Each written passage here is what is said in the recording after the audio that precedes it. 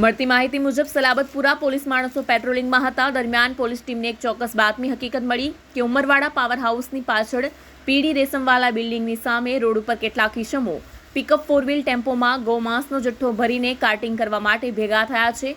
મળેલ બાતમી હકીકત આધારે પીએસઆઈ તથા સર્વેલન્સ સ્ટાફના પોલીસ માણસોની અલગ અલગ ટીમો દ્વારા રેડ કરી 5 આરોપીઓને ઝડપી પાડ્યા હતા. જેઓની પાસેના 4 વ્હીલ ટેમ્પોમાંથી 31 જેટલા કોઠડાઓમાં 1658 કિલોગ્રામ માંસનો જથ્થો મળી આવ્યો, જેથી સ્થળ ઉપર પશુ ચિકિત્સકની ટીમ બોલાવી સેમ્પલ મેળવી તેનું એફએસએલમાં પરીક્ષણ કરાવતા ગૌ માંસ હોવાનું જણાઈ આવતા 1658 કિલોગ્રામ ગૌ માંસ રૂપિયા 1,65,800 તથા એક Mahindra Bolero pickup 4 wheel tempo કિંમત રૂપિયા 3 લાખ તથા લોખંડનો ઇલેક્ટ્રિક વજન કાંટો, લોખંડના ધારદાર ચપ્પુ તથા કુહાડીઓ, મોબાઈલ ફોન સહિત 5.6 લાખનો મુદ્દામાલ કબજે કરી 2 આરોપીઓને વોન્ટેડ જાહેર કરી આગળની કાર્યવાહી હાથ ધરી છે.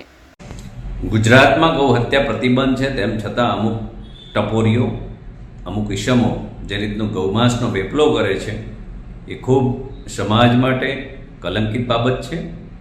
મુસ્લિમ સમાજના આગેવાનોએ પણ આવા લુખ્ખાઓનો વિરોધ કરવો જોઈએ અને સલાબતપુરા પોલીસ સ્ટેશને જે કામગીરી કરી છે ને લગભગ 2 ટનની આસપાસ ગૌમાંસ પકડ્યું છે એ કાબિલે તારીફ છે, અભિનંદનને પાત્ર છે.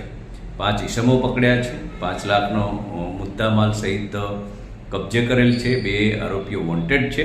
એટલે ખૂબ સારું કામગીરી કરી છે સલાબતપુરા પોલીસ સ્ટેશને.